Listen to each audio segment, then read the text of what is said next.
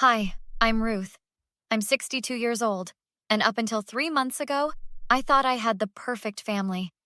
My son Daniel married his college sweetheart 5 years ago, and I welcomed her with open arms. Maybe that was my first mistake. Mom, you're going to love the dinner party we're planning, Daniel said over the phone last Tuesday. Jessica's been working so hard on it. That sounds wonderful, honey. What can I bring? Just yourself. Jessica insists on handling everything. Are you sure? I could make my famous apple pie. No, Mom. Jessica wants to do this herself. It's important to her.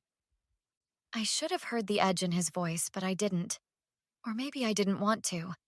When I arrived at their house Friday evening, several guests were already there. Jessica greeted me at the door with a smile that didn't reach her eyes. Ruth, you're here, she said flatly. Thank you for having me, dear. The house looks beautiful. It should. I spent all week cleaning. She turned away before I could respond.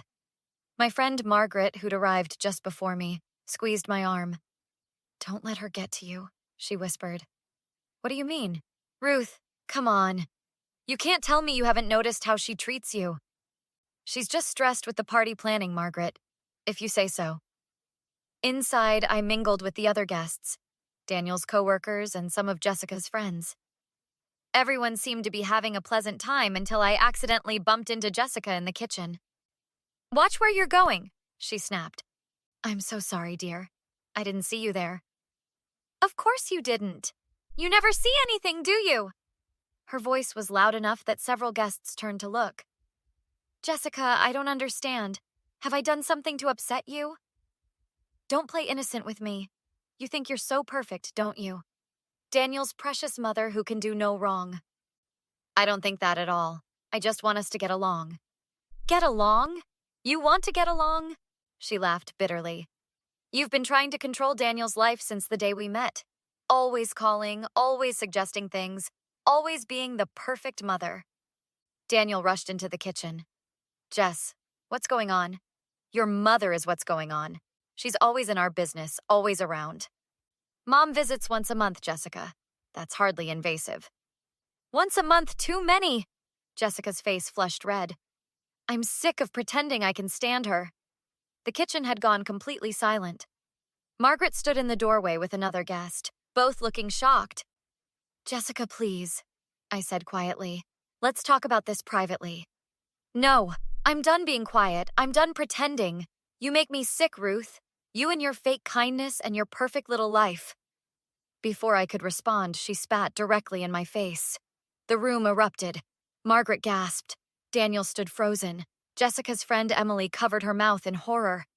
Did she just... Margaret started. Get out, Jessica said to me, her voice cold. Get out of my house. I stood there, humiliated, with her saliva running down my cheek. Daniel finally moved. Mom, I'm so sorry. Jessica, what the hell? Don't you dare defend her. She goes or I go. I wiped my face with a napkin, my hands shaking. I'll leave. Ruth, no. Daniel reached for me. It's fine, honey. I'll call you tomorrow. Margaret followed me out. Ruth, you can't just let this go. She assaulted you, in front of witnesses. What am I supposed to do, Margaret? Press charges. She spit on you. That's assault. She's my daughter-in-law, Daniel's wife. And she just humiliated you in front of a dozen people. Ruth, listen to me. I saw her face. This wasn't a one-time thing. This is who she is. We sat in my car for 20 minutes while Margaret talked to me, really talked to me. She told me about things she'd witnessed over the years. Snide comments, Jessica rolling her eyes when I wasn't looking, the way she'd make plans with Daniel that deliberately excluded me. Why didn't you tell me before? Would you have believed me? You wanted to see the best in her. The next morning, my phone rang at 7. It was Daniel. Mom, can I come over? Of course. He arrived 30 minutes later, looking exhausted. I didn't sleep last night. Jessica locked herself in the bedroom and won't talk to me. Daniel, we need to talk about what happened. I know. Mom, I'm so sorry. I don't know what came over her. Don't you? Be honest with me. Has she done things like this before? He was quiet for a long moment. Not exactly like that, but yeah, she says things about you sometimes. I thought she was just venting. What kinds of things? That you're overbearing? That you call too much? That you judge her cooking, her cleaning, everything? Do you think I'm overbearing? No, Mom, you're the least overbearing person I know. You barely visit. You always ask before calling. I don't know where she gets this stuff. Margaret arrived an hour later with coffee and pastries. How are you holding up? I've been better. Daniel's here. Good. Daniel, you saw what your wife did to your mother. What are you going to do about it? I don't know. I talked to her this morning, finally. She says Mom provoked her. Provoked her? Margaret's voice rose. Ruth bumped into her in a crowded kitchen. That's provocation for assault? I'm just telling you what she said. What else did she say? I asked. That she's been unhappy for years. That she feels like she's competing with you for my attention. That she can't take it anymore. So instead of talking about it like an adult, she spit in your mother's face in front of guests, Margaret said. Real mature. I'm not defending her, Margaret. I'm trying to figure out what to do. My phone buzzed. It was Emily, Jessica's friend from the party. Ruth, can I talk to you? It's important. Of course, Emily. Not over the phone. Can I come by? 30 minutes later, Emily sat in my living room, nervous and apologetic. I should have said something sooner. Years sooner, honestly. About what? About Jessica. Ruth, she's been saying terrible things about you for as long as I've known her. To anyone who'll listen. What kinds of things? That you're manipulative. That you try to break up her and Daniel. That you're jealous of their relationship. She tells these stories about you that make you sound like a monster. But none of that's true, Daniel said. I know that now. Last night I saw the real Jessica. And I saw you, Ruth. You were nothing but kind to her, even when she was screaming at you. The person Jessica described and the person I met are completely different. Why are you telling me this? I asked.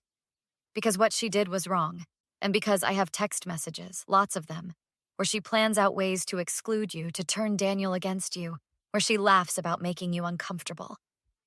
Can I see them? Emily showed us her phone.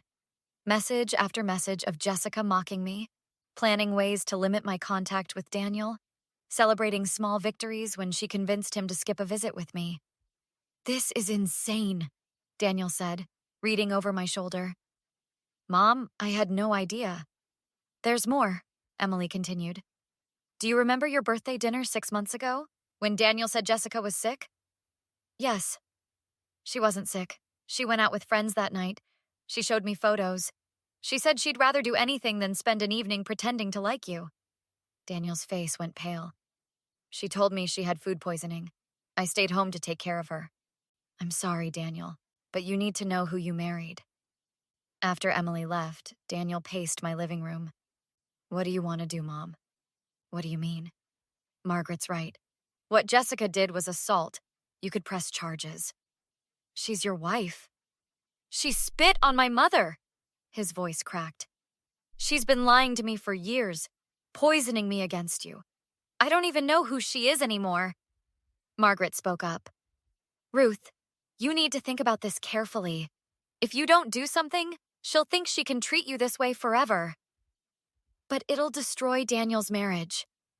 Mom, Daniel said quietly. I think my marriage destroyed itself. I just didn't want to see it. Monday morning, I filed a police report with Margaret by my side. The officer took my statement and contacted the witnesses from the party. By that afternoon, Jessica was being questioned. Daniel called me at 3. She wants to talk to you, Mom. I don't think that's a good idea. Please, just hear her out. She's devastated. Against my better judgment, I agreed to meet at their house with Margaret and Daniel present. Jessica looked terrible. Red eyes, no makeup, hair pulled back messily. Ruth, I'm so sorry. I don't know what came over me. Please, can we just forget this happened? Forget? You spit in my face, Jessica. I was stressed. The party, the pressure, I snapped. But I love you. You're my mother-in-law. Don't lie to her, Margaret interjected. We've seen the text messages. We know what you really think. Jessica's face hardened. Who showed you those? Does it matter? I asked. Emily's right, isn't she? You've hated me from the beginning. I don't hate you, You're suffocating. Always around, always perfect. How am I supposed to compete with that? Compete? Daniel said.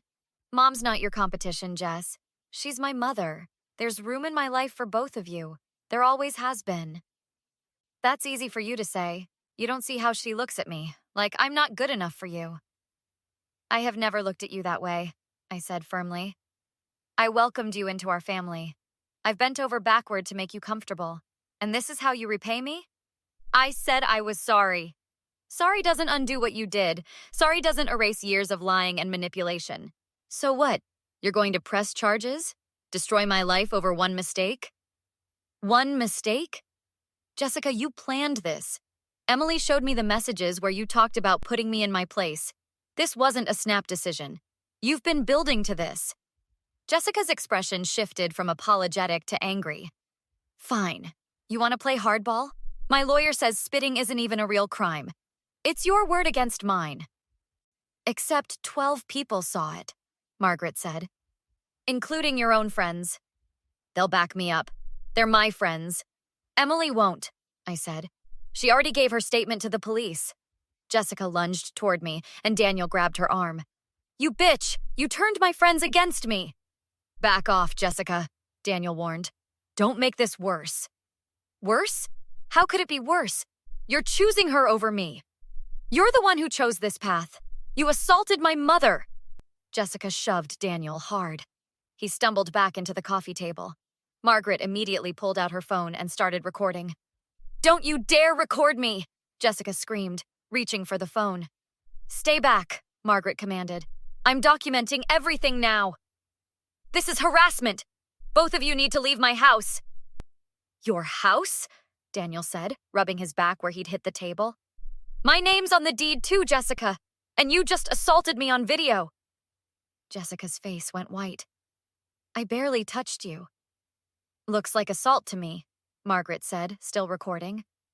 Ruth, we should go. Daniel, are you safe here? I'm coming with you, Daniel said. Jess, we're done. I want you out by the end of the week. You can't kick me out. This is my home. Actually, I can.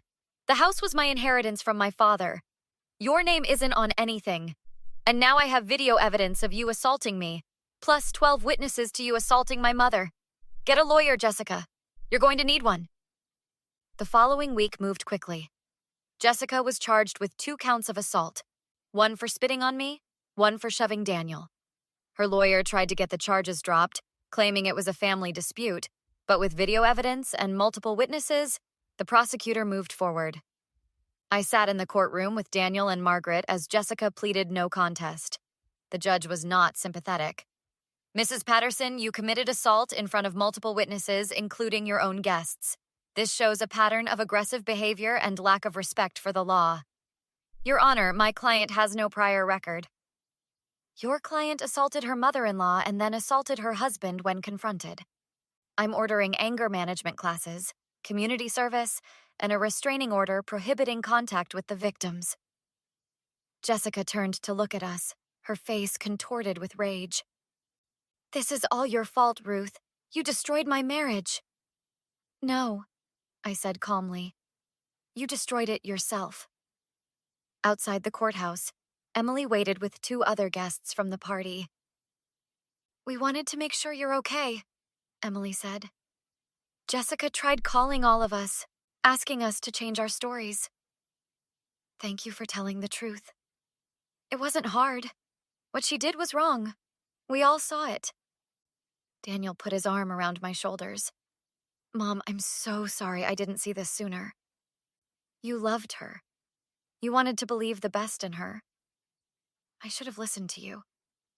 I never said anything against her. Exactly. You never did. Even when she was awful to you, you stayed kind. I should have noticed that. Margaret joined us. So what's next for you, Ruth? I'm moving forward. I've wasted enough time being hurt by Jessica's hatred.